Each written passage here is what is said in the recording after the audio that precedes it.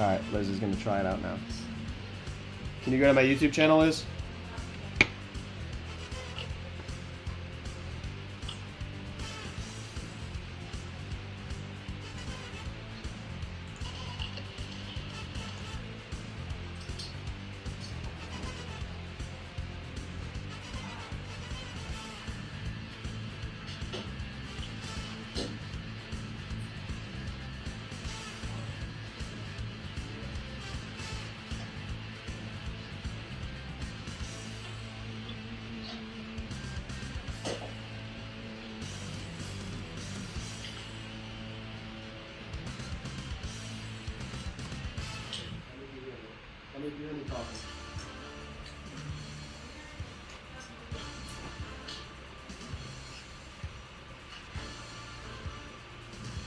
Oh, Kyle, mute your iPad, I think. I gotta mute it? Yes, mute your iPad, and I think we're good.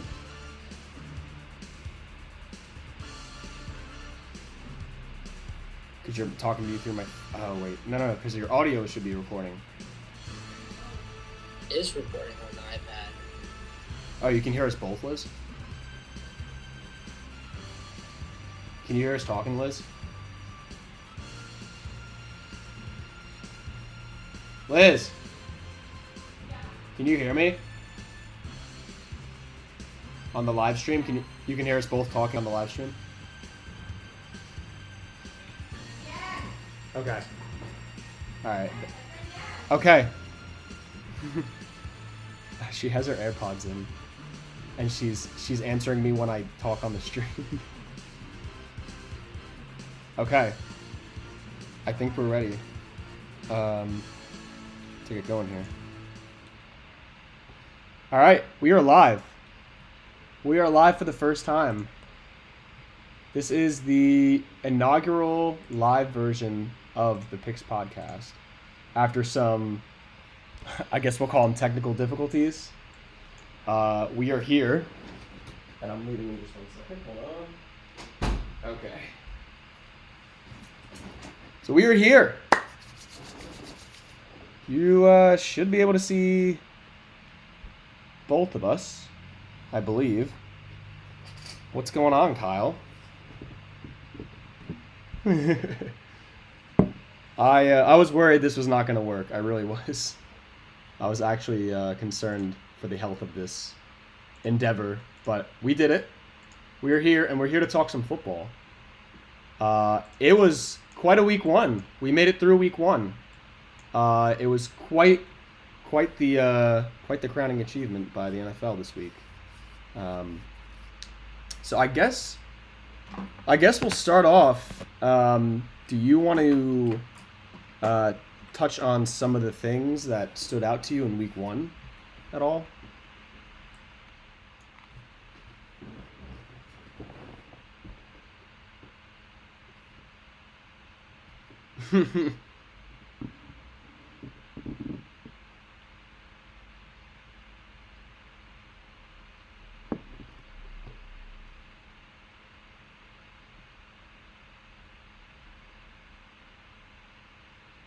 Right.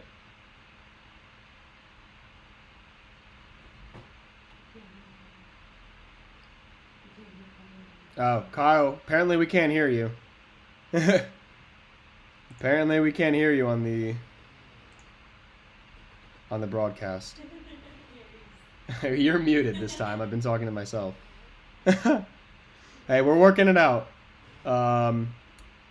What's going on with your iPad?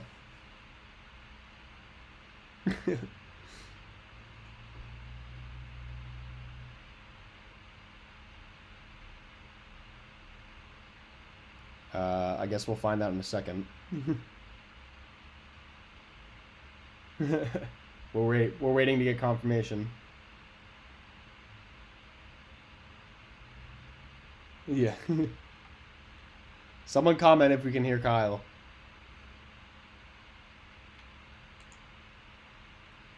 I've got the live chat up open, so.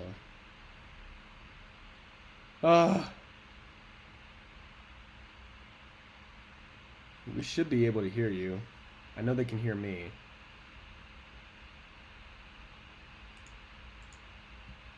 we've got our girlfriend. Girlfriend's working diligently here, troubleshooting.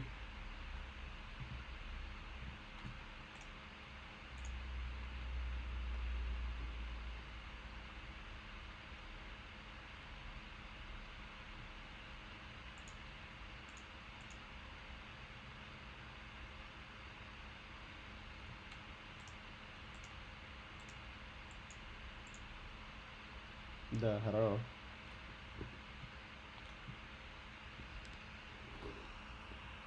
Can we hear Kyle?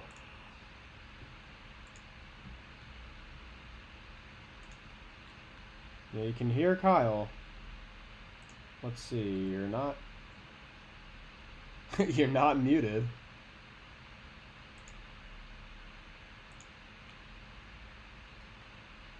Interesting, interesting. Alright, well, we're working on getting Kyle back on stream. You're visible, I can see you. Liz says we can still not hear Kyle.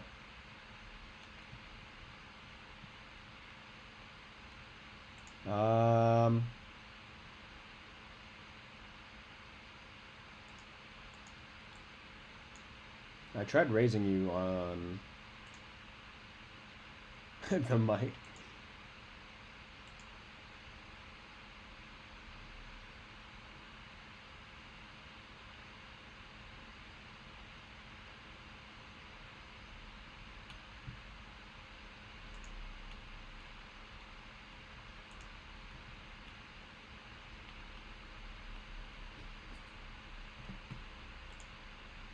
Well, we're working on getting Kyle in here. Sit tight, everybody. We are working on him.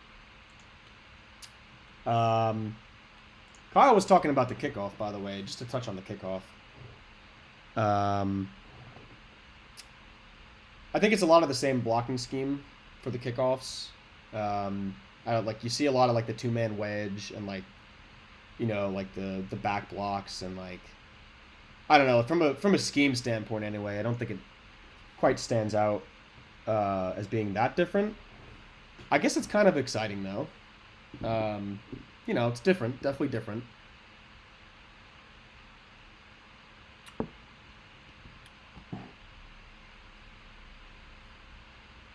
But Kyle was making the point that there's a lot of teams just seem to be kicking it like back into the end zone, which is like, yeah, like it makes sense, right? Like you get at the 30.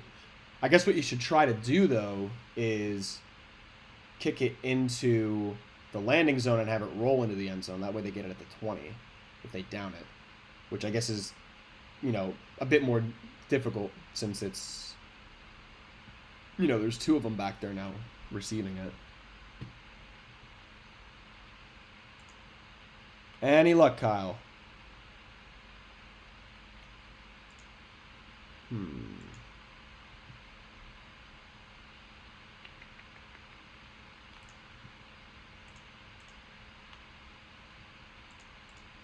No, we need... Yeah, Kyle said I can hear him, which I can. But the people cannot hear Kyle. And Kyle needs to be heard.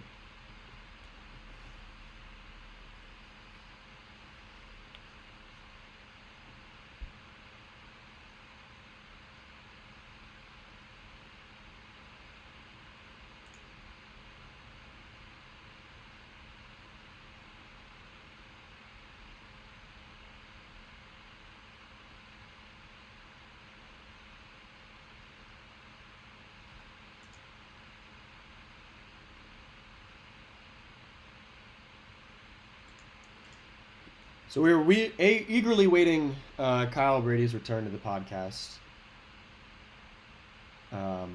Hopefully, we should be getting him up relatively soon here. But I do want to wait to discuss what we wanted to discuss. This is definitely being edited out of the final cut for anybody retroactively listening.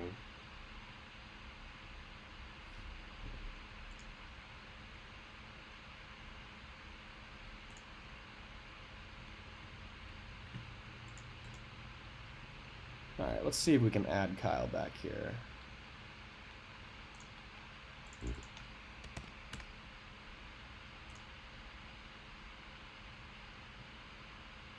All right, we've got Kyle back on video. So we've got you on video, Kyle.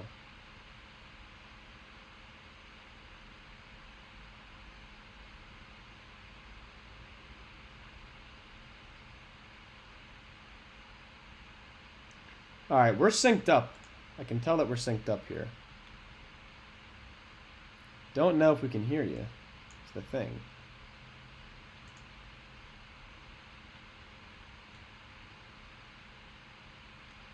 Let's see here.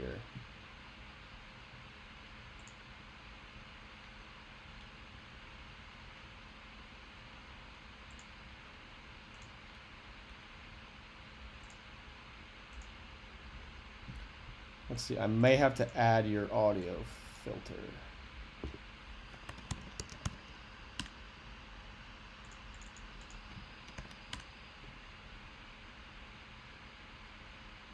Nope, now we've got 2 of you.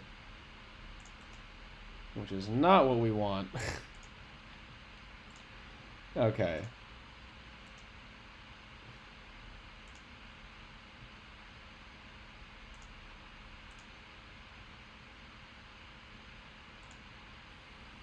Let's see. Alright, I tried something. Let's see if that works. Can we hear Kyle? Say something, Kyle. Hello. Ooh, I might have to turn you down a little bit. Do we hear Kyle? Hello. Can the people hear me? Oh my God. Hey, let's go! That totally wasn't my fault. How loud are you? Let's Am I loud? try and make you not too loud. Okay. Okay. So, we're back after some technical difficulties, which will be edited out of the final cut. We're back. Back at it again. All right, I'm going to turn you down a little bit. I think that should be good. Kyle, pointers from the week. What stood out to you? As I was saying, the kick before technical, the kickoff was the biggest thing, in my opinion. I think that it's very interesting. I think over the course of the season, the fact that teams are starting on the 30, a lot of teams doing they're avoiding like the bigger returns, because I know we already saw one kickoff return touchdown already this year in the Arizona Bills game. Saw a couple good nice returns. I know there was one in the Bears game. I think there was one in the Jags game. But I think it's going to be very interesting going into the season how teams handle it. If teams constantly just give them into the 30, or if they do like you were saying earlier, Matt, where they try their best to kick it in the landing zone and then bounce it into the back corner of the end zone. And that's going to be a bit tough with 2 guys back there returning now, because now you can cover way more ground than you typically would. I was saying there's a lot of like scheme wise, you see a lot of like the 2-man wedge and like just normal kickoff schemes. So I don't think from a scheme perspective it changes that much, but I think it does change your attack. Like I think it does change the receiving team's like plan of attack and like what they plan to do. Just like finding lanes and whatnot. Here's what stood out for me from the weekend. I think the illegal formation shit was kind of annoying. It seems like the Ravens were being targeted. It's either the Ravens were being targeted or Ronnie Staley is just he ain't it. Like it's one of those 2 options. KC didn't seem to have a problem with it though, so maybe it is just the Ravens. I'm happy for Matt Araiza, aka the punt god. AKA Mans was wrongfully accused of rape almost 2+ years ago now. 3rd-round draft pick or 4th-round draft pick as a punter. He's now back in the NFL as a member of the Kansas City Chiefs, so I'm happy for him.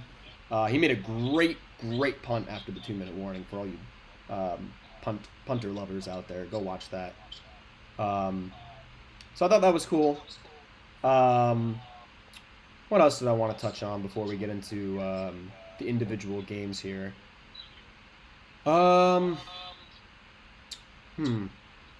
Reviewing my notes here. Let's see.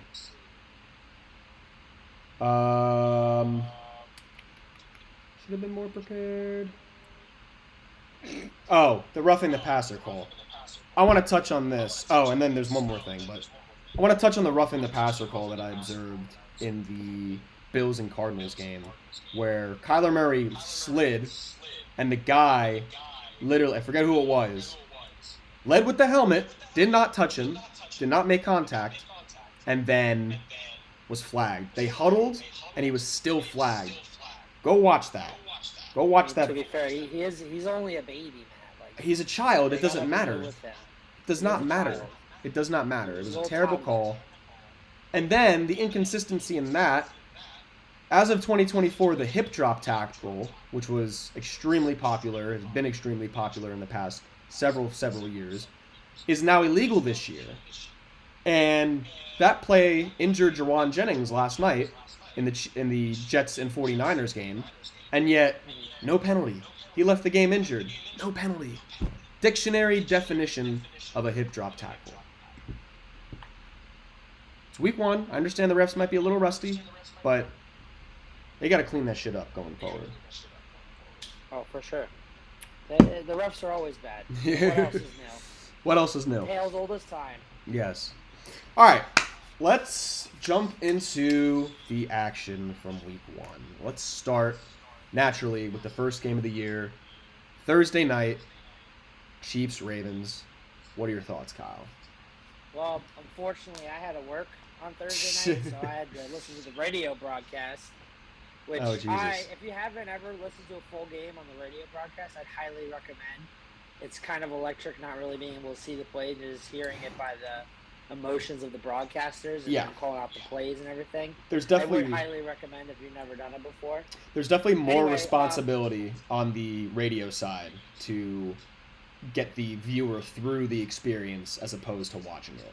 So, They definitely have way more emotion on the do you radio know who was doing the game? Was it Kevin Harlan? It was Westwood 1. I'm trying to remember who the main guy is. Should be there. Kevin Harlan, no? Yeah, it was Kevin Harlan. You're right. He's phenomenal on the radio. He's Yes. phenomenal. Go ahead though. Anyway, the biggest thing was right before the game started. Any people of social media might have saw the Ravens put like a little promotional, like, "Oh, go week 1." I And know if you're you going look with at this. it, you got Lamar Jackson, standard, facing the franchise. Then you got Tyler Linderbaum, up and coming center. They need to promote centers. Should have love centers now. Shout out to my boy Jason Kelsey. But then they had Roquan Smith, defensive star, and then they had Isaiah Likely. And people know that Mark Andrews is like the main guy, but why Isaiah Likely in the front cover? And then the game happened, and it made so much sense why Isaiah Likely was in the front cover because the boy went off. They I knew. don't remember his stat line, but it was probably I think it was like 7 catches, like almost over 80 yards, and a touchdown. Almost a second touchdown. Wasn't for his little fat toe, but anyway, he went off. I mean, just a point of caution for I think they're going to run a lot of 2 tight end sets. I know from the part of the games I did watch and from what I heard on the broadcast, they were lining up in 2 tight end sets almost the entire game. They did, I and think it's gonna be a it's little bit of interesting. Mark Andrews was like kind of the primary blocking tight end. He had a piss poor game though. I mean, he really did. Isaiah Likely 9 catches, 111 yards, and a tutty, very long tutty at that. So yeah, he broken down play. he had a Classic Lamar. he had a phenomenal and I tell you what, Lamar looked pretty good. I mean, he looked all right. They couldn't stop him on the ground, of course, but I think he did fine. Mark Andrews had a very interesting play where he dove, he caught the ball on 3rd and short. It was 3rd and 6 or something. It was towards the end of the game, and the Ravens were losing at this point, and I believe they were in Kansas City territory, where he caught the ball 2 yards short of the line to gain, and he it looked like he dove. People are saying he fell. I'd have to go back and watch it again, but it looked like he just dove because he thought he was at the first down marker, and they didn't get the first down after. It was very, very consequential. So and he was just not involved in their passing game at all. They were really looking towards the backfield. Justice Hill had a few, 6 catches, 7 catches, something like that. They were primarily just targeting Likely and then like Bateman down the game or down the line. By the way, that was a great catch by Rashad Bateman towards the end of that game to even give them a chance. And then of course, literally came down to his toe being out of bounds. Yeah, that was insane. That was the last part of the game I was able to catch that Yeah, drive. like that So was I just came home and I was like, crazy. this NFL is back, baby. That was a crazy opener, yeah. And that was a really tough throw for Lamar to make on the prior play too, where he missed. I forget who it was. Someone was like wide open in the. I think it was Bateman. I'm not sure. Zay Jones. Zay Jones. That's who it was. Yeah. And yeah, like he was coming across the field. And it was across his body, but like all you have to do is just lob it to him at that point. Like he's wide the hell open. Like you don't have to. Like he fired it a little too late, honestly. Too. Well, yeah, but like he had time. You could have put some more air underneath that and just let Jones go up and get it. Like he fired that shit way over his head. So like, you know, there were a few mistakes on the side, but like Chiefs came away with it. They played extremely well again. Like they're just gonna chief.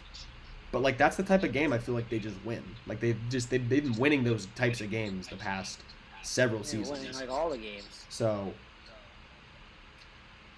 I thought that was a great opener though. Let's move on to Friday night. Weird saying that. Friday night. Eagles Packers in Sao Paulo, Brazil. You and I were actually together for that game.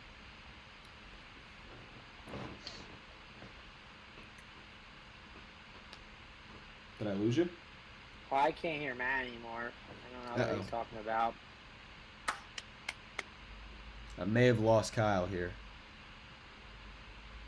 Not again. Oh, FaceTime failed. Let's see if I can get him back.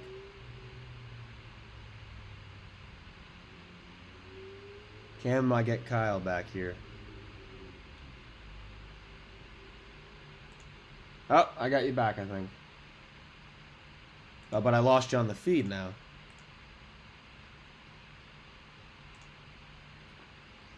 Oh, goodness. Wouldn't it be an inaugural live podcast if we didn't have any type of technical difficulties going on at once?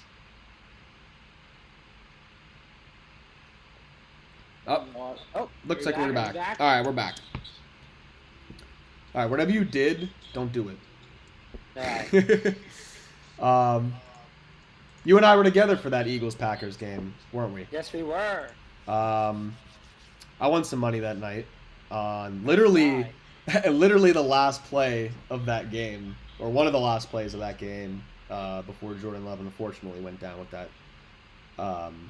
Was it a high ankle sprain? I didn't even see. He's out. It was an MCL sprain. MCL sprain. 3 to 6 weeks now. Yeah, 4 to 6 weeks for Jordan Love, unfortunately. It's a tough spot to get injured too. Like third to last play of the game, and they had to throw out. Who was it that came? Malik Willis, right? Malik Willis came in for the last 2 plays. Mm-hmm. I'll tell you what. Right now, if the Eagles just executed better, I think they would have won that game easily. They would have won that game by 2 touchdowns. I think. I think you could blame the field a little bit. Yeah, not specifically for the Eagles, but like it just in general, you have to blame. Like they shouldn't have been there in the first place. Like who wants to go to shitty Brazil in the middle of the summer? Not saying Brazil is shitty, but like the shitty field in Brazil that's meant to soccer is meant to be played on that field. That is not a football field. Football fields are different than soccer fields for a reason. They're not made the same. So, like, you can't just plop down a football field on top of a soccer field and expect it to work. It was terrible the whole night for the players. But, like, Nakobe Dean dropping that pick 6 and then that turning into a touchdown on a broken play was a 14-point swing. And then Jalen just looking a bit lost out there, like throwing that pick in the end zone. That turned into points for the Packers. That could have been 7. They got 3 out of it. Like, what are you doing? Like, I think Jalen Hurts and Cam Jurgens need to spend some time together. a lot of time together. Because, like, I don't know what they were doing the entire offseason, but it wasn't practicing the snap, which is, like, a very important thing considering you've only played with one other center your entire career. So I feel like if the Eagles just executed better, that game I don't think would have been that close. The Eagles on paper are scary. Saquon Barkley is scary. He had a night. He had quite a night. He had quite the night. In hindsight, taking him first overall over McCaffrey, so far paying off. Yeah, that's not too bad for you so far. I mean, it's long season. Don't overreact to week 1. Yeah. That's the biggest thing of the takeaway of week 1. Just pulling up Saquon's stats here on Friday's game versus. He had over Packers. 120 scrimmage yards, yeah, 3 touchdowns, 1 receiving, 2 rushing. Let's see. Dude Yeah, was I know a he had stud. that 18-yard catch for the touchdown. Let's see. 24 attempts, 109 yards, 2 touchdowns on the ground, 2 catches for 23 yards, including an 18-yard touchdown pass, courtesy of Jalen Hurts. Eagles win 34-29. In Brazil, I think the Packers just kind of struggled to keep pace with, once the Eagles got that run game going. And honestly, Jalen Hurts, and I think that more so the receivers, really just put on a clinic out there. I don't think the Packers cornerbacks were too prepared for A.J. Brown and Devontae Smith. They both had big games in their own right. I think Hurts threw for close to 300 yards in the win. I think it was like 179 or something like that. He did have the 2 interceptions, though. That first pick, too, on their opening drive. I mean, what do you do? I mean, he looked... I don't know if he just couldn't find his footing. I mean, it's week 1. These are correctable mistakes. So, like, from an Eagles fan's perspective, I am not too concerned. Those are fixable mistakes, but it just begs the question. It's like, well, they had fixable mistakes last year and they didn't do it. So are we going to just see more of the same, or are we actually going to see some, adjustment coming in from the Eagles this year? And you'll see. I mean, we already saw they performed pretty well against the blitz compared to last year. Last year, the blitz was their kryptonite. Yeah, and they performed a lot better. I think the biggest issue was Jalen Hurts is playing hero ball. Yeah, a little bit of old, like 2020 Carson Wentz with some of those throws, especially those interceptions. But I think if he cleans that up, I think they look very promising. There was definitely a huge difference on both the offense and the defense with the coordinators. They actually looked like they knew what they were doing. I don't know if you've watched a little bit of the Commanders game, but I remember Brian Johnson, our good old friend from last season. He's their passing coordinator.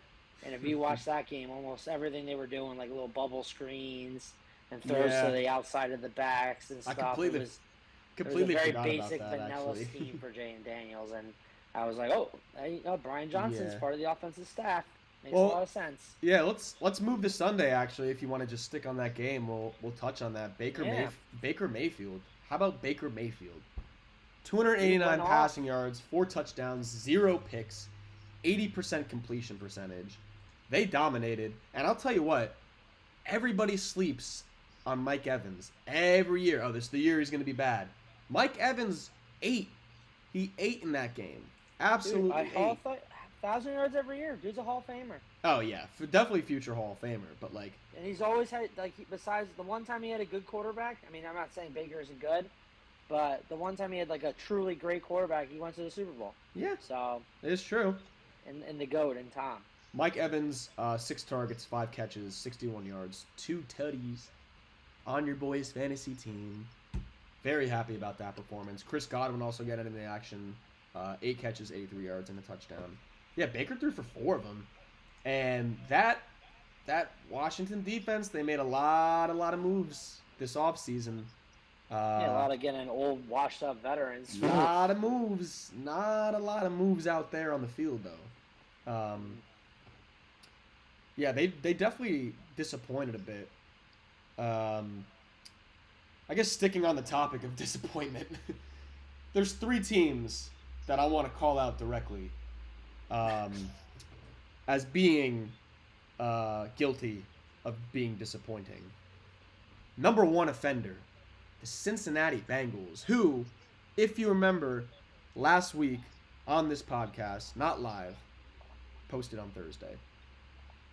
I said on record they would be my preseason Super Bowl pick. Pick to win it all. They did not look like a Super Bowl contender on Sunday versus the Patriots. They looked like no, they did not. They looked like the same ass team from last year in Week 1 where they got crushed by Cleveland. They put up 3 points. That's the team they looked like. I mean, are you kidding me? And Gesicki fumbling that ball at the goal line? Like, dude, hang on to the football. You're going to score a touchdown. Like, I don't know. I mean, there's just no excuse. There's no excuse to let Ramondre Stevenson run over you for 120 yards either. Dude, the Bengals' rush defense is atrocious. Like, even the Patriots' O-line is arguably one of the worst in the league, just from, like, the talent perspective. And even, like, when you look at I don't know Ramondre about Stevenson, that. his yards before contact were very small. But the Bengals just could not tackle. He was just bully ball all over the place. Glad to see the Pats get a win. I don't think they're going to win much this season, but that's a much-deserved win on their part. Well, now I don't know. I think I know we were really high on the Bengals. Yeah, you and I on both. Last podcast. I just think that their rush defense is going to get them in trouble. I had the vibes a little bit with the Jamar Chase not getting paid. Like, just pay your guys, man. Yeah. You know, like obviously you're going to pay them, so why not just pay them now? Like, look at the Eagles. Like, they got their all extensions done right at the beginning of the offseason. Yeah. And now they arguably look like steals, and their players are happy. That's one thing I think is underrated with Howie Roseman. It's just he gets his guys paid or he moves on right away. Well, the Cowboys did the same thing this week, too. Bengals waiting forever to Yeah, pay I mean, they their guys. waited, but, like, they got paid. Like, Dak got paid, CeeDee Lamb got paid, and that worked out well for the Cowboys on Sunday, which we'll touch on in a little bit. But, like, I agree 100% with you. Like, take care of your guys. Like, I know, like, from, like, objectively, you might be overpaying a bit, like, for Jamar Chase. Just, he's one of the best in the league. Like, don't get me wrong, but, like, you look at, like, these contracts that are being handed out now, and you get, like, you know, $35 million to a receiver. That's unfortunately what the going rate is. And, like, you can't afford, especially when you lost out on Tyler Boyd, you know, your receiver room's a little thinner now. So it begs the question. It's like, you got to keep these guys around. And, like, not taking care of your guys is going to come back to bite you, for sure. Mm-hmm. For sure. Very well said. I think the game plan for the Cincinnati Bengals wasn't good either. I mean, they didn't, like, just some of the... They didn't run the ball either. I think Zach Moss only got 9 carries. He was running it pretty well. He had, like, he was going over 5 yards a carry. Yeah. Over 4 yards a carry. Yeah. They just were, like, all reliant on the pass game, and then it just kind of, like, blew up in their face. The Bengals always have historically in the Burrow area started off week 1. Let's see what happens next week against Kansas City. Yeah, I think if you want a good bet Pacheco's overs on rushing yards. Yeah, well, I did that I did that on Thursday, and defense. it didn't hit, so... Well, I mean, the Ravens are a better run defense than this Bengals defense appears. I mean, if you apparently, see that line, if you're giving I think Ramondre you could easily hit 100 120, like, might be worth it. Mm-hmm. Yeah, they are my number one offenders of being just all-around terrible on Sunday. Yeah, because you didn't expect them to be terrible. The other two teams... I got 2 other teams. Well, one of them might be worse. I'll touch on that first. The Tennessee motherfucking Titans. You have no excuse to lose that football game. You went up 17-0 on a rookie quarterback with 2 minutes left in the half. And what do you let them do? You score 24 straight points and you lose. Are you kidding me? And I'm specifically calling out Will Levis. Your play in the second half of that football game was nothing short of a dumpster fire. Like, look yourself in the face. Look yourself in the mirror and figure it out. That interception might have been one of the one that was returned for the touchdown. Might have been one of the worst decisions I've ever seen an NFL quarterback make. Like, you have no business throwing that football. You're literally winning the game. Just throw it away. Like, that's all you had to do was just throw that ball away or take the sack. At the very least, just take the sack. Mm-hmm. Like, Caleb Williams, you can't tell me that you're going to let Caleb Williams in his first NFL game throw under 50% and you're going to let them win. Like that's just that's not possible. And like even Tony Pollard had a pretty good game on the ground, I thought. I mean, he didn't look like uber flashy or anything, but I think he got the job done. No. No, he did. He ran better than Tajay Spears. He's definitely the number one back in that backfield. Yeah. And I think though too. I mean, we'll see. It's still week 1. Don't want to overreact yet or anything, but I think Tennessee's defense is like really legit. I think Caleb's gonna be better than this. Like I don't know if that's just more of a testament to like Caleb Williams making his first start. You had Keenan Allen banged up, didn't really look to form. He had 11 targets though. That's what stood out to me. Caleb Williams finished 14 of 29, 93 receiving yards, 0 touchdowns, 0 interceptions, got sacked twice. 5 attempts, 15 yards on the ground. Didn't really do anything, to be honest. Like, the Bears, like, let me see here. How many total yards of offense? The Bears had 148 yards of total offense and won the game. Classic Bears. What are you classic Bears? The Bears. This is classic Bears. Bears' offense is terrible. They're the only team without a 4,000-yard pass. My goodness. Won by defense. Classic the Bears. My goodness. If you started the Bears defense in fantasy this week, you were a happy man. You were. Or woman. Yeah, I just don't understand it. Will Levis. I think you have to figure that out. I was high on him. I said last week, I thought that the new look Titans, man, Will Levis, come to town, Calvin Ridley, DeAndre Hopkins. DeAndre Hopkins, 1 catch for 8 yards, by the way. 1 target the entire game. I don't know how that's a thing. Pretty wild to me. Tennessee's on my shit list, though. Definitely on my shit list. The third team on my shit list, sorry, Sam, but it's the Las Vegas Raiders. What was Antonio Pierce thinking on that 4th and 1? It's just not even for the 4th and 1. The whole game, really. Like, so they were winning 7-3 after the first quarter. All right, fine. They had plenty of opportunities to take control of that game. And I just saw a lot of, like just the same play over and over. Like, they would look at Brock Bowers over the middle, or they would look at Devontae Adams on like an outside route. I just saw a lot of the same shit, and it's like you have Gardner Minshew back there. The guy's got some sort of legs, so he can move the ball a little bit. I don't know why you're not utilizing that a little bit more. You only gave the ball to your back. Let's see, they ran the ball 18 times. You let Gardner Minshew throw it. They didn't really do much on the ground. Zamir White and Alexander Madison. I mean, Madison had that big touchdown, but Zamir White overall played pretty poorly. I think Zamir White was pretty average, pretty mid, I would say. Mm-hmm. I think you wanted to touch on Joe Alt, though. The rookie. Oh, Joe Alt. The rookie lineman from Notre Dame, who I'm convinced is going to be a future Hall of Famer. He held Max Crosby, the guy we were talking last week about Defensive Player of the Year potential, to no pressures. No pressures, no sacks. On passing attempts, he allowed 0 pressures. That's just insane. Mm-hmm. That's insane. Well, actually, no, because it looks like he had a sack here, Kyle. So was it directly against Joe Alt then? Directly against Joe Alt. Okay, that must have been what it was. Not allow a single pressure. Yeah, because Crosby had the lone sack for the Raiders on Sunday. 3 QB hits, 1 tackle for loss. 5 combined tackles. So he actually ended up in the box score with a pretty good game. I tell you what, they got after Minshew. They really did. Minshew was sacked 4 times. Looks like he was pressured a bunch too. And of course, then there was a forced fumble by Joey Bosa that was picked up by Khalil Mack, which was absolutely huge. But I think the decision for the Raiders, down 6 in the Chargers, at the Chargers, I believe it was the 41-yard line, 42 or 41. Yeah, it was a little bit into Chargers territory. Shade under 7 minutes to go in the game. 4th and 1, and they punt?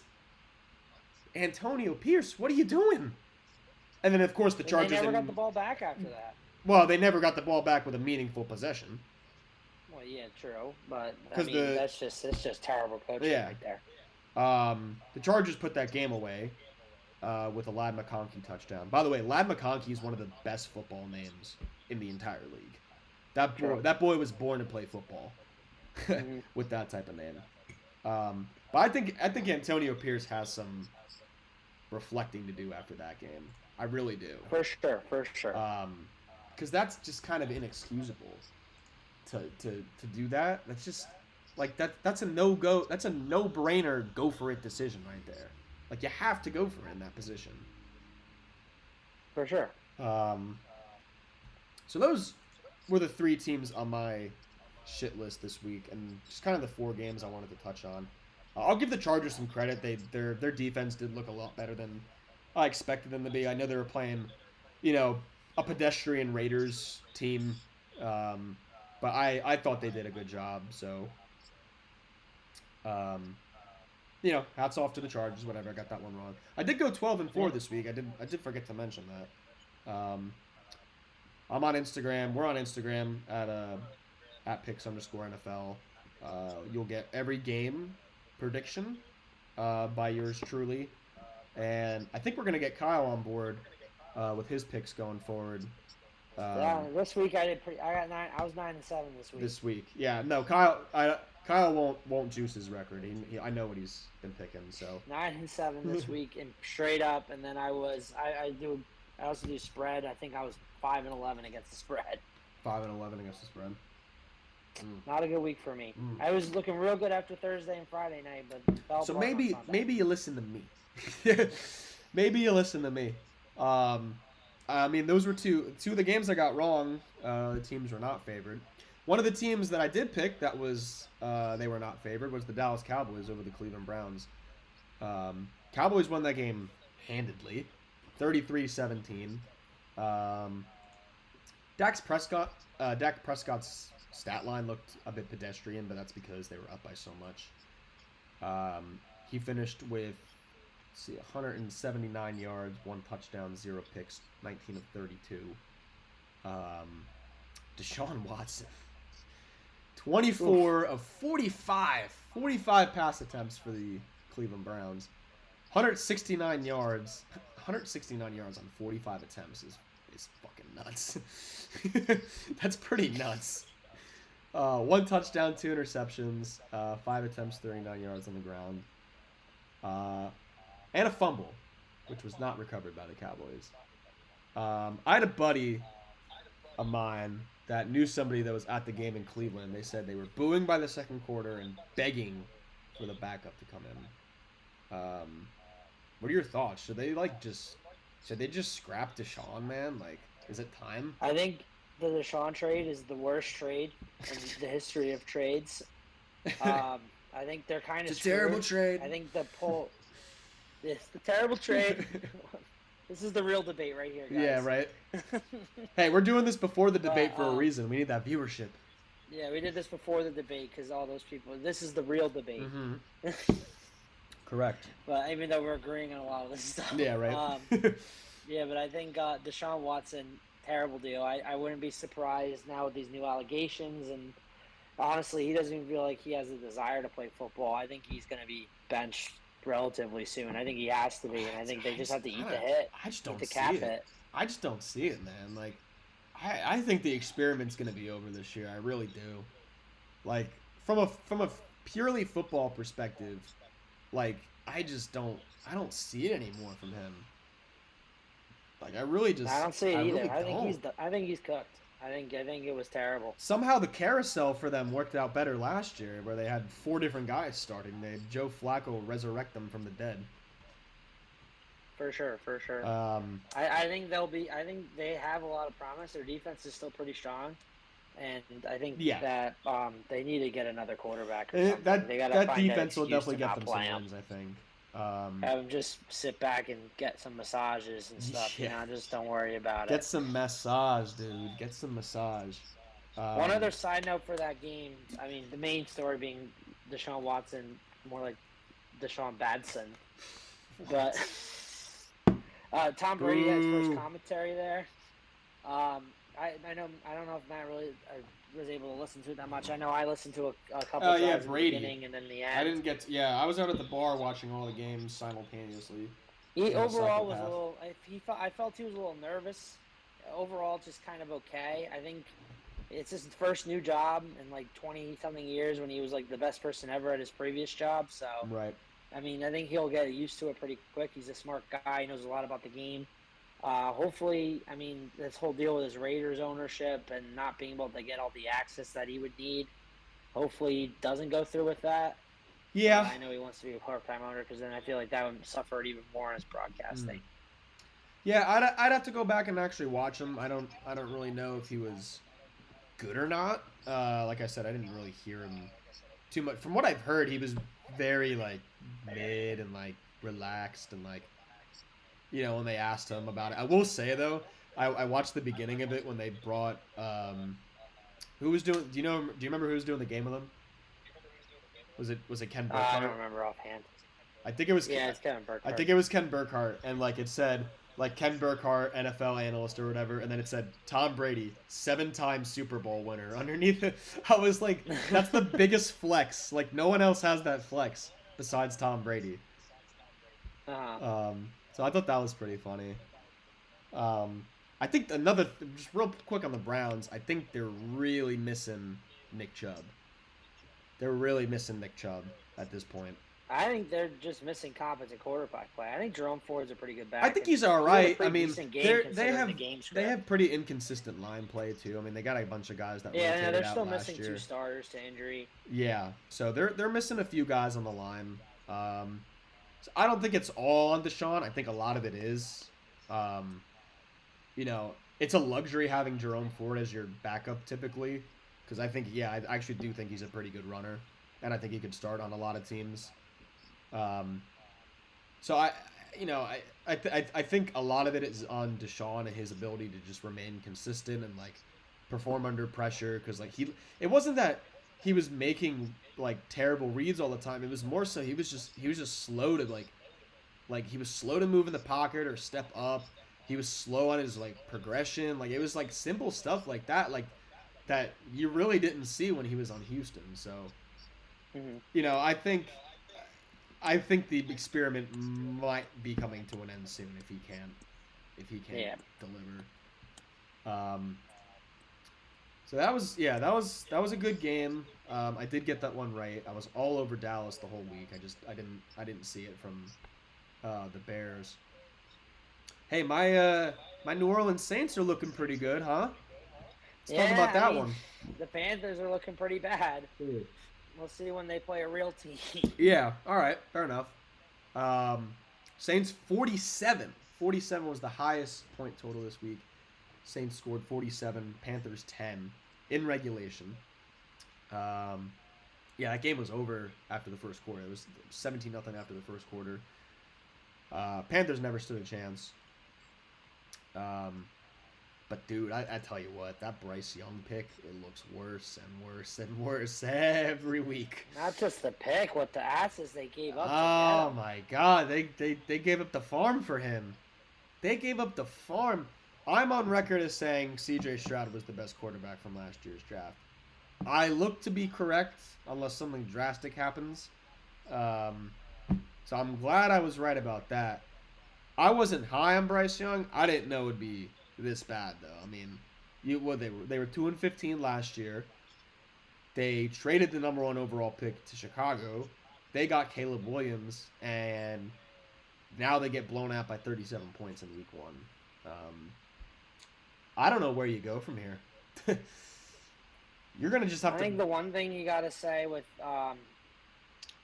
Bryce Young is that at least he's young, so to speak. It's not like a team like the Giants per se, or the Browns, arguably even at this point, where there's 2 quarterbacks that are just kind of they've been in the league for a while. There's not really that much hope for them to develop. I mean, right.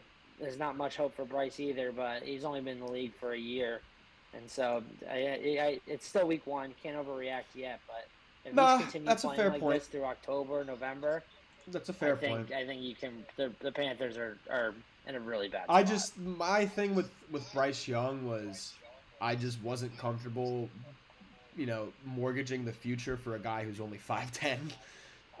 That typically doesn't end up as a good thing if you're a quarterback in the NFL being only 5'10". And I mean, yeah, if you just look at Anthony Richardson on the Colts, yeah. I mean, he's his case is a little big boy, Yeah, his case is a tad different. We'll touch pure on that game in a opposite minute. physical specimen. Yeah, I mean, the Panthers don't have a running game. They really don't have an offensive line. They have a few weapons for Bryce Young, but I mean, it doesn't really matter if you can't get the ball to them. True. You know, more than 10 I mean, yards they down do the it. They field. have the one rookie, but he's hurt right now. He'll be back in like 3-4 weeks. Xavier Leggett, Yeah. he got hurt. No, that's the receiver. I forgot the running back. It's like Blackshear or something. Oh, the guy from Texas. Yeah. Yeah, his name's escaping me. No, isn't it Brooks? Oh, you're right. Jonathan Brooks, I think. Jonathan Brooks. Something like that. Yeah, he's not back yet. Yeah, they're stuck with the ghost of Myles Garrett and Chuba Hubbard. And Hey, Mike Miles Boone. Sanders. Did you know Mike Boone is a Panther? Oh, really? The Broncos Good for Mike him. or the Vikings Mike Boone? Yeah, good for him. Yeah, or was he a Yeah, No. Actually, I think he was a Bronco, wasn't he? He might have been both. He was one of those teams, Vikings or Broncos. I can't remember. Someone in the chat, let me know. Yeah. Well, Yeah. So Saints are looking good. We'll see. They got Dallas next week, so we'll see how that one goes. yeah, that'll be a true test. We'll do a couple more games from the Sunday slate, and before we get to Sunday Night Football, we've got to talk about the New York Giants. No, we don't. We've They got to really bad. talk I feel about bad the for New my York Giants fans out there that I roasted so badly about Saquon Friday night. Oh, To watch that on man. Sunday. I tell you what, I listen to a lot of sports talk radio, WFAN. These people are calling in all week saying, oh, we're going 11-5, 10 wins, 11 wins, Eagles, Cowboys, better watch out. I got news for y'all. You're wrong. They stink on ice. They're terrible. You Dude, can't. I was on New York Transit on my way back from New York this weekend, and all I saw were sad Giants fans. I on mean, NJ dude, Transit. you can't go out here and tell me they scored 25 offensive touchdowns as a team last year, which is already low. It's already not a good number. You take away 10 of those, a.k.a. Saquon Barkley, and you replace them with 0 of those, that's not a recipe for success typically. Nope. I don't know why everyone's surprised the Vikings trashed them. I mean, all right, I'll say this. I'm a little Sam Darnold surprised. played really well. I'm a little Darnold. surprised. I don't know if I'm on that train yet. I don't know if I'm The on that. Donald. I'm not on that train I quite yet. had him record. He was the best quarterback of that draft class. I'm not quite on that train yet. I'll tell you what train I'm on though. I'm on the train of the Giants finishing 3rd or 4th in the NFC East. I think they're 4th. I think I'm the that's conductor of that train. the I wouldn't be Commanders surprised. I wouldn't show be more promise. surprised. Daniel Jones, 22 of 42, 186 yards, 0 touchdowns, 2 interceptions, including one of the funniest interceptions I've ever seen in my entire life, where they get pinned all the way at their 3-yard line, and then on one of the first plays of that drive, I forget who it was, Naylor, I think his name was, picked off DJ and went the distance. Oh no, it was Van Ginkel, Andrew Van Ginkel, that's who it was. Mm-hmm. Yeah, picked off by Van Ginkel. Let's see where they were. Yeah, it was the first play after the punt. They were at their own. They were at their own 17. But still, what are you doing? Dude, you know what the best game that's coming up? We're treating the Germans to it. Oh, it's Giants Panthers, right? Germany. Is it Yeah. Giants Panthers, right? Germany. That's gonna be the game of the year. Yeah, man. Put it on your calendars. Folks. That's gonna be like that. Get up at 9:00 in the morning. That's gonna be like that to watch Colts this Patriots game last year. Remember that one?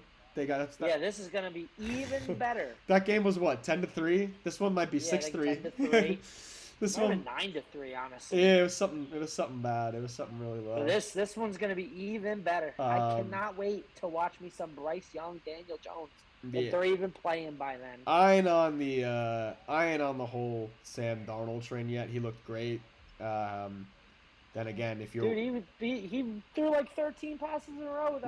he looked great. 99 yards. They made it easy on him. That O-line made it very easy on him. Stud. They made it very easy for Sam Darnold, which is... I tell you what, another thing, Aaron Jones made it look easy for Sam Darnold.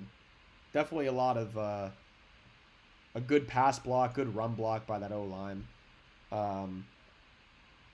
Yeah, I'm not on the whole Darnold hype train yet. I'll have to see. I am on the Aaron Jones hype train, though. That one I'll sign up for. I think we should just speed through the rest of the 1 o'clock games real quick. Yeah, we'll Sunday touch night, on our that predictions. Bills-Cardinals game. That was a phenomenal game objectively. Great game. That game Josh kind of Allen, just Superman. played out how I thought it would. Like, Cardinals got up early. Bills kind of came out flat-footed, but then took control in the second half. Josh Allen, 4 total touchdowns, doing Josh Allen types of things. Running 2 of those into the end zone. Josh Allen, anytime touchdown, is usually supplemental income. Typically. Yep. Cardinals, I think, sneaky good this year. Keep an eye on those Cardinals. Keep an eye on those Cardinals, will you, for me? Keep an eye on them. I think those Cardinals are going to get a few wins that might surprise people. Steelers, Falcons. Steelers 18, Falcons 10. I'll tell you what, the Falcons had a very good opening drive. They went right down the field and they came away with 3 points, and I was like, huh, all right, it's a pretty good stand by the Steelers. And then the Steelers did that for the rest of the game.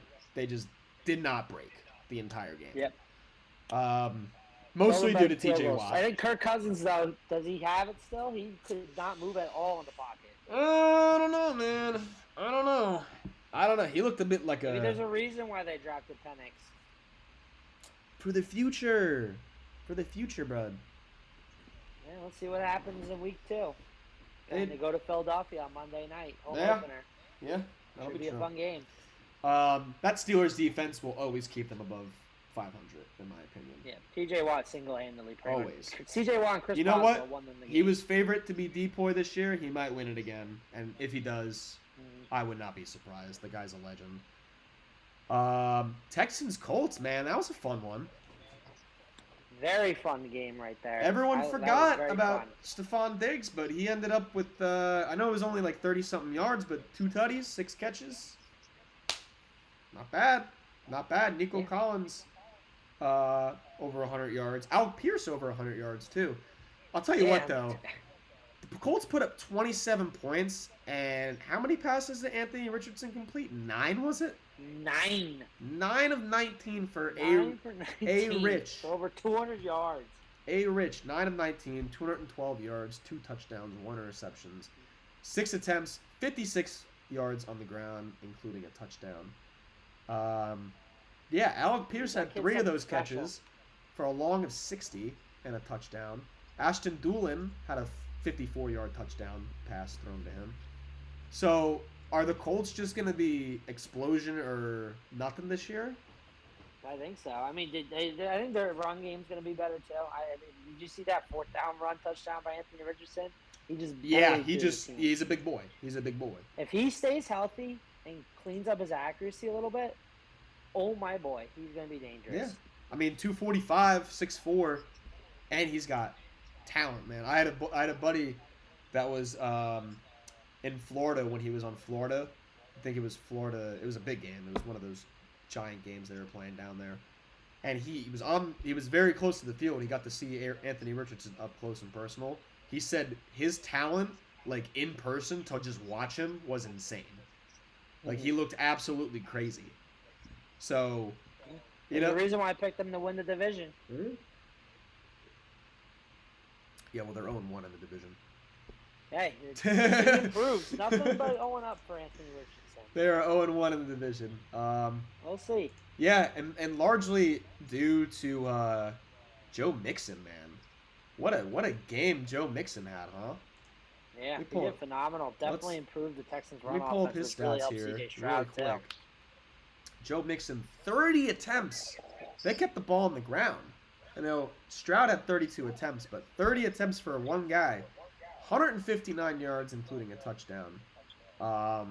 Yeah, they look very confident in just feeding him. And I tell you what, if that O-line holds up, Texans are going to be a scary team. They have weapons. They can throw the ball. If that defense even remotely is like around 50%, I think they're going to be just fine this year. Mm-hmm. Let's see. Last one here before Sunday night was. Oh no, I got two more actually for you. Jaguars Dolphins. Okay. Very Um, interesting. Tyreek Hill Tyreek Hill. arrested he cannot. before the game. He cannot got run the. to play. Yeah. Tyreek Hill cannot run the law, but he sure can outrun. Outrun the law. He sure can outrun the Jaguar secondary. I'll tell you that much. Did you see the Jags video? did blow this game. Did you see the video of the arrest? Yeah. Oh my God. Nuts. Dude. All right. So here's my 30-second take on that. I think they're kind of both at fault, like the officer and Hill. Like Hill was just kind of being a dick and like wasn't cooperating, but then the officer was just like not having it like at all. Like you can't just keep tapping on the guy's window. Like he doesn't like that. Like it looked like he was kind of doing that on purpose. But then Yeah, also I think like, he had Jags money line. huh?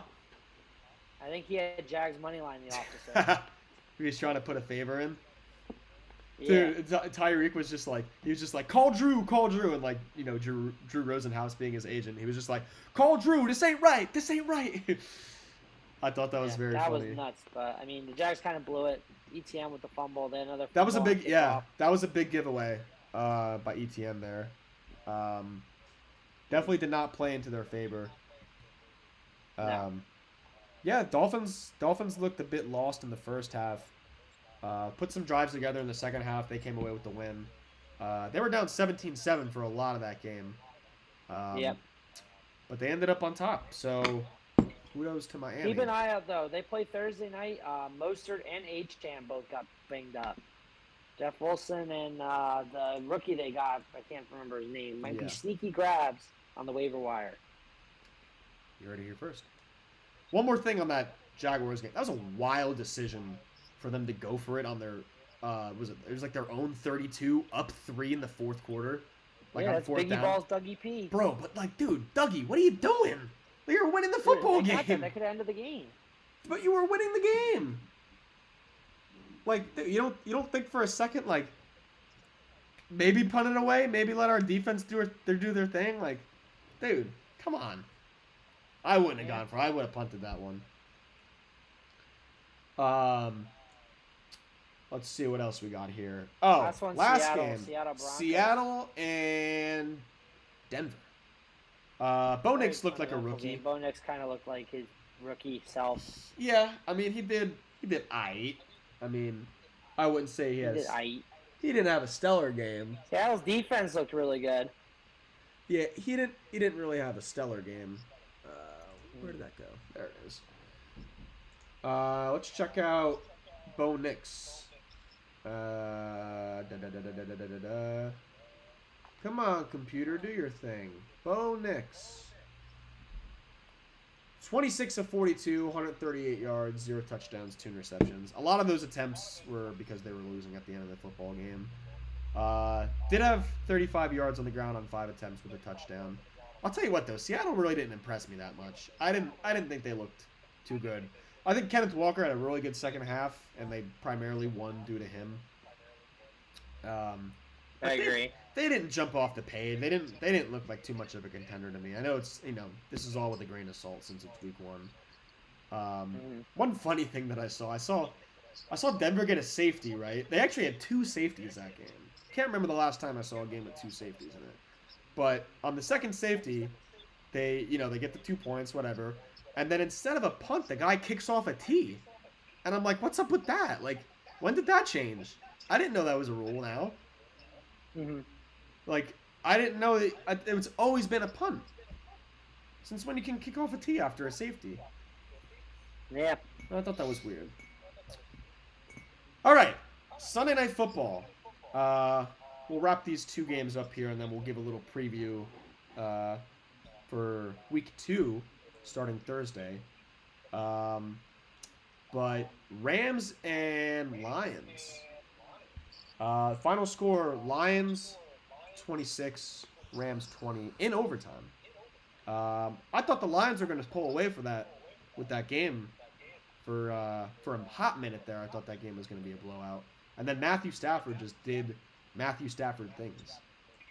I was a big fan. Going to Cooper Cup nonstop after Puka was hurt. Yeah, Puka being hurt definitely hurt. Steal in fantasy. Yeah, looking like I mean, dude, if I had to choose, I know this is in retrospect. If I had to choose between Cooper Cup and Puka Nakua in fantasy, I'm taking Cooper Cup. And I'll tell you why. I've only ever seen Puka do it for 1 year. All right, you know what Cooper Cup's been capable of in the past. He just hasn't been healthy. What's to say that he's not going to return to form now? Do you imagine if he returns to form, all those happy fantasy owners out there? Yeah, get him in as late as the 4th round. I Like know. I got fourth him in the 4th round, dude? What? Mhm. That's crazy to me, honestly. Um, Yeah, and I mean the Rams played very valiantly with a Yeah. really beat up offensive line. they did. They struggled early. Honestly, I thought pretty early on though they look good. Joe Noteboom going down really started that downward spiral. And then of course Puka Nakua came out of the game. I think there was another one or two guys. Offensive lineman got hurt. Yeah, there was another O lineman that got hurt. I can't remember his name at the current moment. But yeah, they had some injuries. And then Matthew Stafford just started doing Matthew Stafford things. That dude is the definition of resilience. Like, he's just so fun to watch. And when they get into a rhythm. One thing that stood out to me, though, which I didn't quite understand, where the hell was Blake Corum? Like, I don't Dude, understand. they love Kyron over there. I know, but dude got 0 touches. Like, did he fuck McVay's wife or something? Like, I don't know what happened. Like, how do you not have him? Dude, the other, I don't even remember his name, got a carry. The other rookie, who I didn't even know about, who I didn't even know existed, got a carry over Blake Corum. Like, do they really just not think he's ready? Dude, I think part of it too is just like they were playing with like no offensive line. To throw a rookie out there in that, maybe that's what they were thinking, but who knows? Ronnie Rivers, actually, I don't think he's a rookie. No, he's not a rookie. No. He's been in the league for a little bit. He's been there for a couple of years, I think. But anyway, like, you're gonna give Ronnie Rivers touches before Blake Corum, the guy who's like literally known for scoring touchdowns? Surprising. Was surprising to me. And then Detroit obviously took over in overtime. Yeah, I mean, it's kind of tough. That's tough, Destroyed all of the Rams. That's a tough. Yeah, I mean, it's a shame the Rams didn't even get a chance to touch the ball. But I had a very strong feeling once the Lions won the toss that game was going to be wraps. But yeah, I mean, I think both teams are formidable. I think either are very capable. I think both could easily go back to the playoffs. I wouldn't be surprised. Detroit, obviously, more expected to return to the playoffs than the Rams, but I think you'll see both teams in the playoffs come Week 18. Mm-hmm. So that'll bring us to our final game, which was last night, the New York Jets and the San Francisco 49ers. Obviously, the headline, 90 minutes before the game, inactive Christian McCaffrey. I believe that affected you in a different way, didn't it? It did affect me. I had a little side bet going with one of my buddies, my close buddies. Shout out to my boy Con, or Declan, as some call him. We had an argument over the spring about this is whether way or not back. McCaffrey's a Hall of Famer. In hindsight, I was probably on the wrong side of the argument. I think he is a most likely Hall of Famer just based on. Well, to clarify, at the time you said he wasn't. At the time I said he wasn't because of like the previous running backs that made the Hall of Fame. But the game has changed. Like he's clearly a Hall of Famer in today's game. But I told him that Saquon's going to do basically what McCaffrey did, but better now that he's on an actual like real franchise. Sorry, Giants. But obviously we bet who would have more all-purpose yards. I was feeling real good after Friday night. However, there was a stipulation: if either player did not take a snap in Week 1, the bet was void. And unfortunately, with McCaffrey being inactive last minute, the bet was void. So I'm low-key kind of glad because I think it was going to be close. And it was a decent chunk of change. But now we just get to enjoy our two favorite players just there you go. Run all over the place. I think Hopefully, ultimately that's gonna be soon. better for you. I think this year is gonna be more enjoyable for you as a Philadelphia Eagles fan that way anyway. Yeah, I don't want to be stressing over and Saquon same for our mutual friend. But yeah, that was the headline. He was out. That didn't seem to stop San Francisco though. Jordan Mason What do you think of his performance? Dude went off. I mean, I feel bad that all everyone's talking about now is just him slipping up at the microphone at the end of the game, saying he found out on Friday he was going to start. Yeah. And now all the fantasy managers are pissed at him and the Niners, and the league's probably going to investigate. But I know apparently Bro, I his mom heard was that. in He's like, attendance. "Oh, I knew on Friday." I'm like, "Dude, Yeah, you're like, gonna get I in feel bad trouble." for him for that. So, dude has a game of his life, and now all they're talking about is, oh, he knew by Friday. He screwed my fantasy team. Yeah, no. I mean, honestly, I think that's a good thing from an organizational perspective. Like, if that didn't, like, I was literally talking about this last night with my brother. I'm like, you don't think that's weird that didn't get out? Like, no one said shit, and he said he knew that on Friday. I think that's a good thing for the 49ers. Dude, the Niners are though. a top-tier organization. Yeah, that doesn't surprise me. That's definitely a good sign for that organization that he knew on Friday, and no one knew except for 90 minutes before the game, like when you're supposed to announce that type of thing. Yeah. Well, you know who is a garbage organization? The team on the other side of the ball. Man, the York Jets. Jets. I'll tell you what. New York could not sustain. They had the one drive, right? I think they traded 3 and outs to start the game. Jets got the ball. Or no, it was San Francisco went 3 and out. Jets went 3 and out. 49ers put up a field goal. Jets put up a touchdown. And I was like, all right. They went on a drive. They went on a nice little drive. I don't have the numbers in front of me, but it was a long drive, sustained drive. And I'm like, all right, little resilience here by New York. Then they put it in park, and they stayed there. They stayed there for the rest of the game. They could not put together another drive like that. Jets ended up finishing with 109, or no, let's see, 266 yards of offense. All right, so that's more than I thought. But when you kind of compile that with, like, you know, they didn't have the ball very much. I'll tell you what, another thing, that drive to open up the third quarter by San Francisco, that is a football drive. They went 70 yards in 7 minutes, and they went down your throat football the entire time. Yep. That's a football drive right there. Very in Lions drive in Yes. overtime. That's Yes. pure Very, very bully ball similar. football. Bully ball. I'm going to run it, and you can't do dick about it. Yep. Aaron Maybe Rodgers. They had Hassan Reddick. Yeah. Well, I think that's a fair point. Hassan Reddick not being there really hurt the Jets defense. He's that type of player. He definitely has that type of impact on the other team. Purdy had all the time in the world to throw the whole night. Every play action, they weren't close at all to him. To be fair, though, Purdy, I think he did just all right. I mean, they won the game, obviously, but he had a couple really uncharacteristic throws. Yeah. Purdy finished 19 of 29, 231 yards. 0 touchdowns, 0 interceptions.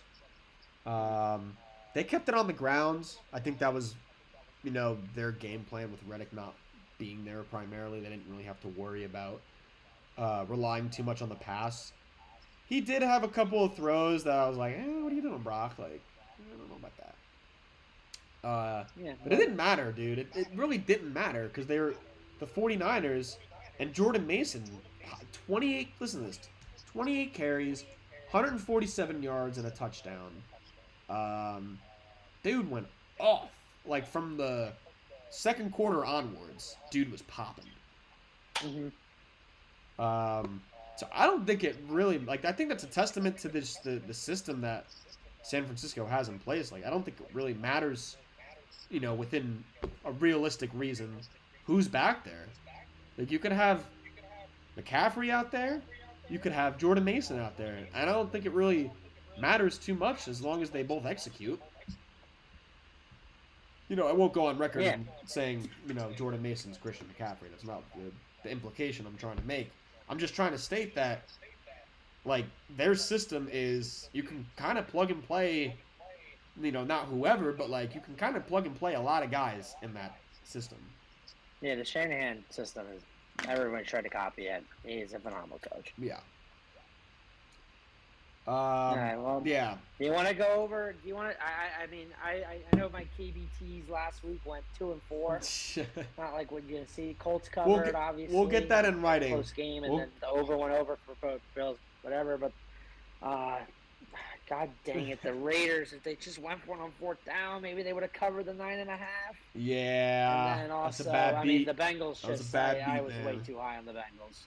That was a bad beat. Did you see my beat from But last if you want to night? go some previews, Matt, real quick, and then I can cook up the other KBTs and we can call it a night. Yeah. Did you see my beat the other night, last night? What was your So beat? I had Brees anytime tutty. I had McCaffrey in there before the news was announced, so that got voided. I had Niners minus 2.5, and I had Garrett Wilson over on yards. Dude had 45 receiving yards after the first quarter was over. I'm like, oh, this is gonna be a breeze. He had 15 yards the rest of the game, and I lost. Oof. Terrible. All right, let's jump ahead to week 2. We got some games week 2, naturally. After week 1, there is week 2, and we've got 16 more games next week just for you. Start on Thursday.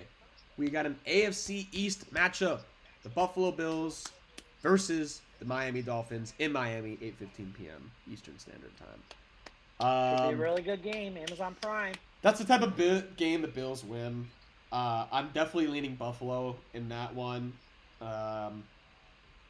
Again, I mean, it's not like, freeze your dick off cold Buffalo where Miami just doesn't have a chance. Game's in Miami. And I'm saying it's not that. So it's week 2 football in Miami. It's September in Miami, which I think definitely favors. Historically, they're a lot better than. I think it definitely favors Miami. But I don't know. I think the Bills are playing better football right now. I think that strong second half against Arizona, they came out very, very flat-footed and then just exploded. If Miami, their defense did buckle down against Jacksonville in that second half. I don't really have a read for the game, in terms of the spread. I don't have that up right now. I should probably pull that up as I think it's 2.5 Miami. Miami? It's because they're home, right? Yeah, Miami, because they're at home. Yeah, 2.5 Miami. That makes sense. That makes sense. Yeah, because you get 3. I'm pulling up the games, and the headline is mobility might be Aaron Rodgers' biggest issue. And then his face is just like. So let's go to scores. Yeah, Matt, I have the spreads up. Yeah, I got them now. 2.5 Miami. I could just tell. I could announce the spreads. Yeah, Buffalo, Miami. Miami's minus 2.5 currently. Yeah, I don't know. I'd probably take the Bills. How about you? I'd probably also take the Bills. I think the Mostert and Achane, I think their injuries are a little more serious than what's going on. Mostert barely touched the ball in that game. Yeah, he did. Wasn't that weird? Yeah, I think he hurt his shoulder. I don't know, man. I mean, keep an eye on the injury reports this week, guys, especially with the Thursday night game. Keep an eye. Could be big. All right. Let's do a couple more and then. Cowboys Saints. Saints at Cowboys. Cowboys minus 6.5. It's a big number. Because the Saints are booty. Okay. All right. The Panthers are just even more booty. I think I take Dallas. I think I take the Saints to cover, though. All right. I do. I think the Saints cover that. And I think it's going to be a low-scoring game. Go look at the history. I think there's a thing that you'll find that's pretty funny. Look, every time I remember the Cowboys and Saints playing, the score is always like 16-13 or like 12-10 or like something weird. So I'll take the Cowboys, the Saints to cover, and I'll take the under. I don't know what the under is, but 46.5. 46.5 under. First to 20 wins. Heard it here first. All right. Let's just hit a couple more big ones. Well, this isn't a big game per se, but Ravens minus 9.5. I will be in attendance in Baltimore on Sunday at 1 o'clock. Definitely check out picks_NFL on Instagram. If you're watching, you will on Sunday on my Instagram account, you'll definitely see a lot of the videos that I'll be taking at that game. My first time at M&T Bank Stadium, so I'm excited. I'll take the Ravens. Yeah. I'll take Baltimore. Yeah. Let's see. Why don't you throw a few out there? What do you got? I mean, I could just go right into the KBTs. Is kind of what I have. Go my for it. games I like. He's got plays. You got ears. What? No, I'm saying I you've do got plays. Where You've are got my plays, KBTs? and the audience They're has 4-leg ears. KBTs Listen to for the man. week 2. You gotta The keep track of first those. game. You gotta keep track of those picks, though. Right now I'm 'Cause 2. you can't- I'm right you- now. I mean, I was 2 and 4 last week. On You the can't be KBTs. donating to Vegas. You can't have these people Well, we're donating to trying not Vegas. to. Here we go. First one. We got a 7-point teaser, 4 legs, as the standard KBTs is. First match is the under for Jets Tennessee at Ooh. 47.5. Under. I think the I Jets like. offense. Oh well, you know kind what? of I'm mid. seeing I think 40 the and a Titans half. offense. Oh, you teased mid. it up. Duh. And I think they both have really good defenses. I can see this being a little bit of a scrimmage match. I really can't see it being. I think it's gonna be close. I don't really see a blowout, and I really can't imagine both teams scoring more than 20. So give me the under on the tees, 47.5.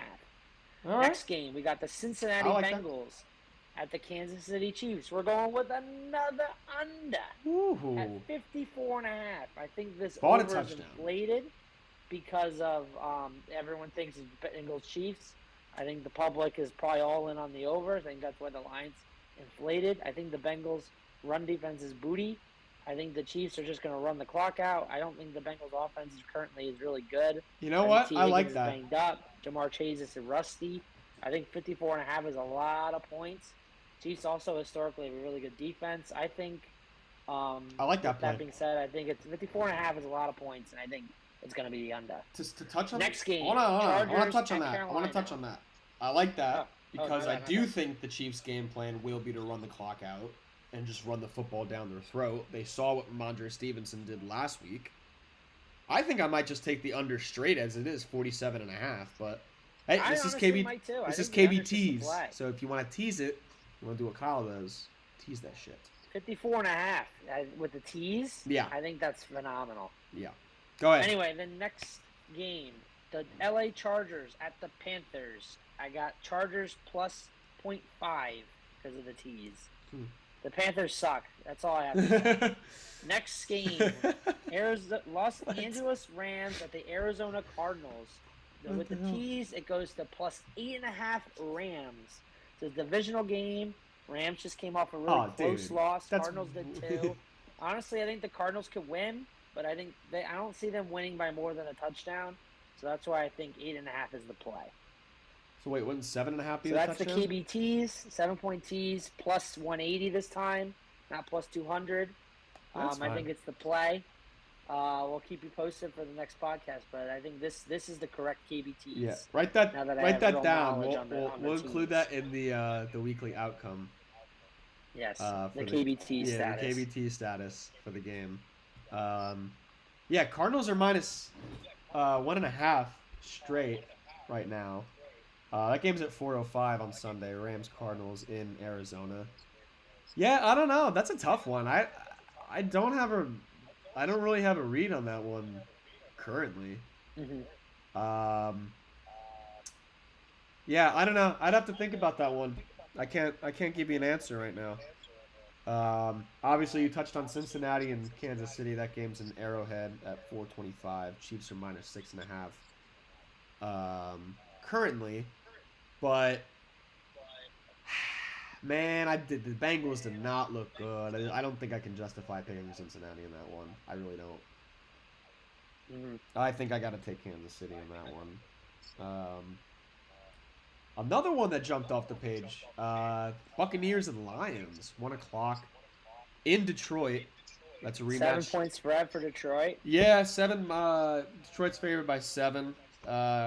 Probably Over about under right. 51.5. 51.5. Yeah, that's what I got. I don't know. I don't really have a play other than Gibbs touchdown and Montgomery touchdown. Maybe those two seem to find the end zone all the time. I'll take Mike Evans to score again. Why not? But yeah, that's a rematch from the divisional round last year. Yeah, very close game. That was a close game. They made it close. Ultimately, I do think on paper the Lions are better. I'll probably end up going with Detroit in that one, but keep an eye on Tampa. Okay, Scrolling, well, I think scrolling through here.